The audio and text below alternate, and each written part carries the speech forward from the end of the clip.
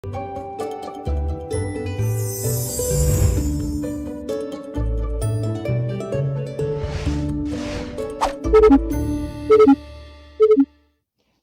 and I with Teacher Shaddai. Are you excited? So am I. Hello there, my brilliant grade 6 learners. It's going to be another English fun day of learning. Come and join me as we explore your favorite classroom on TV together. This is English Hour right here on DepEd TV. Ready thinking for what's in the offing. In your daily routine, everything and anything can have a connection to each other. When you view or read something, you make connections. Today, kids, we're going to know more about making connections. Today's episode is so special because I have here a friend and her name is Maisel. She's going to recite to us her favorite poem entitled Make Connections. Are you all ready to listen? Kids, here is Maisel. Make connections. I read and I connect it to my life. I read and I connect it to what I read. I read and I connect it to the world. I learn when I connect. I enjoy it when I connect. Life is about making connections. Wow! That's so amazing! Kids, do you understand the poem recited by Maisel? What is the poem all about? As you read it, you may have related it to your own life experience, to the book you read before, and even to happenings in the world. The brain is wired to connect new information with the old knowledge that is in the brain. Take all your life experiences, even those outside of the classroom. You ask yourself, am I bringing meaning to the words to help me read better? You make connections with a book, article, picture, or movie that you have read or viewed. Maisel? Kids? Making connections is a strategy that can assist you in extracting the meaning from a text or something you see on TV. It is about how the information you are reading connects to other familiar texts and to how the world works that goes far beyond your personal experiences. You can connect your background knowledge to the text you are viewing.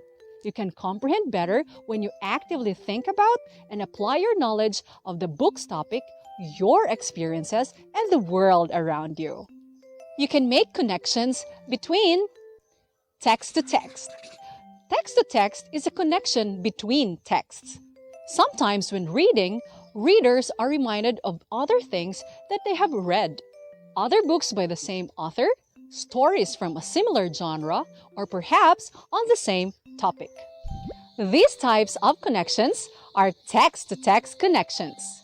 Readers gain insights while reading by thinking about how the information they are reading connects to other familiar texts. This character has the same problem that I read about in a story last year. Would be an example of a text-to-text connection. Example: the ending of this story is the same from the story I read before. This is an example of a text-to-text connection because there is a connection between the text of the two stories. You make connections between text-to-self. Text-to-self connections are highly personal connections that the reader makes between a piece of reading material and the reader's own experience or life. An example of a text-to-self connection might be, this story reminds me of a vacation we spent at my grandfather's farm.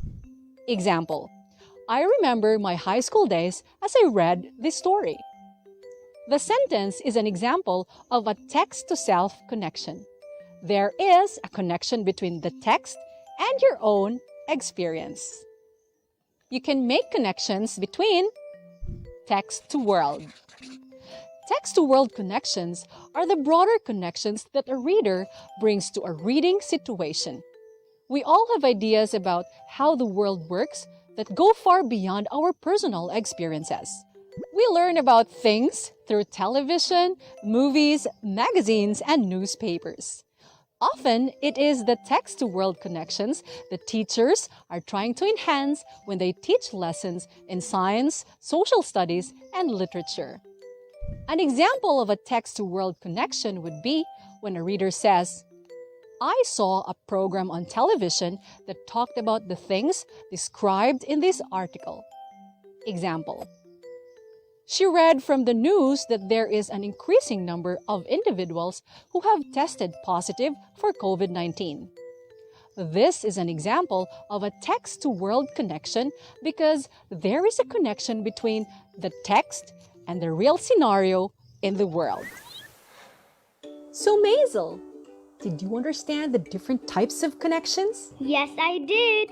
Thank you, Teacher Shaddai, for today's lesson on making connections. Thank you, Maisel. It's nice to have you here. Bye, Teacher Shaddai. How about you kids? Did you understand the different types of connections? Great! Oh my, what time is it? Well, it's test time. Are your pens ready? Check. Sheets of paper ready? Check. Here's what you're going to do. Try this one. Make connections with a given situation from your personal experience. If you can recall anything as you read, write "I connect." But if you cannot remember anything, write "I cannot connect." Number 1. Magnitude 6.3 earthquake in Batangas. Number 2. Taal volcano eruption. Number 3. COVID-19 pandemic. Number 4. Postponement of opening of classes. Number 5. Community quarantines implemented. So, how did you do? Were you affected in the given situations? Did you answer correctly? Can you show me your responses? Could you raise your notebooks?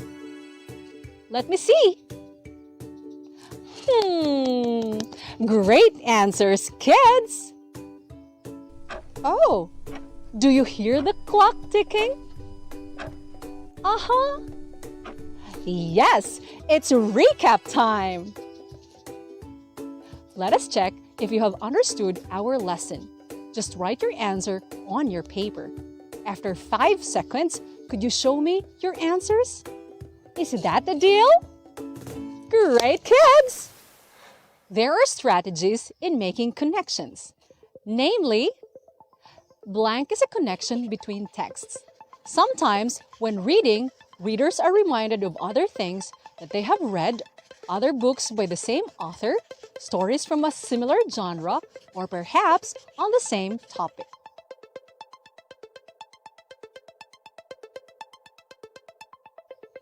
Answer: text to text.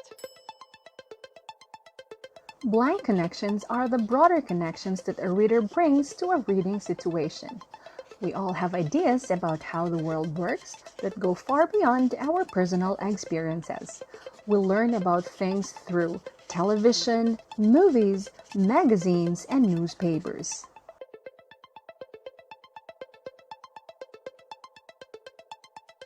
Answer: text to world. Blank connections are highly personal connections that the reader makes between a piece of reading material and the reader's own experience or life.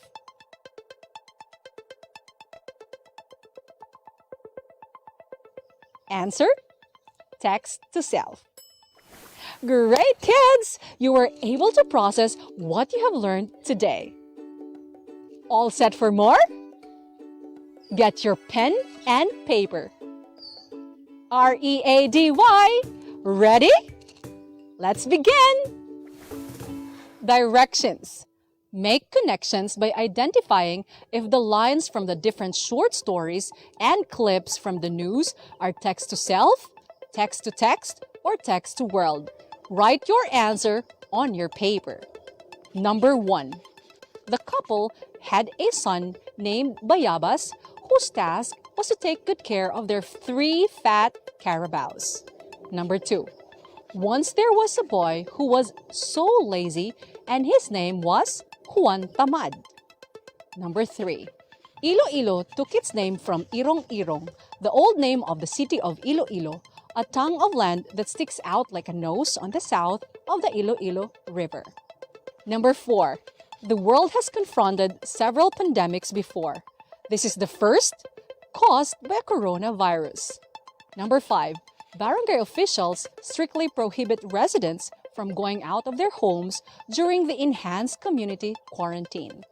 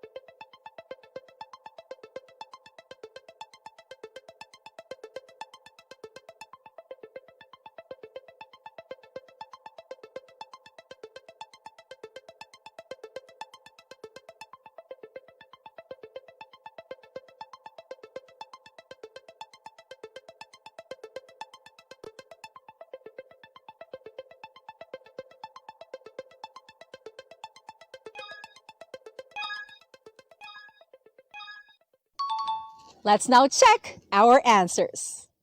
Number 1. The couple had a son named Bayabas whose task was to take good care of their 3 fat carabaos. Answer: text to text. Number 2. Once there was a boy who was so lazy and his name was Juan Tamad. Answer: text to self. Number 3. Iloilo took its name from Irong Irong, the old name of the city of Iloilo, a tongue of land that sticks out like a nose on the south of the Iloilo River. Answer: text to world. Number 4. The world has confronted with several pandemics before. This is the first, caused by a coronavirus. Answer: text to world. Number 5. Barangay officials strictly prohibit residents from going out of their homes during the enhanced community quarantine. Answer: text to world. Today, we learned more about how to make connections. Yes, we did! Believe together we can. This has been another day of thinking, doing, and learning right here in your favorite classroom on TV, the English Hour. This has been your teacher Shaddai saying, learn English today and your dreams are just a word away. Keep it right here on DepEd TV. Ready thinking for what's in the offing.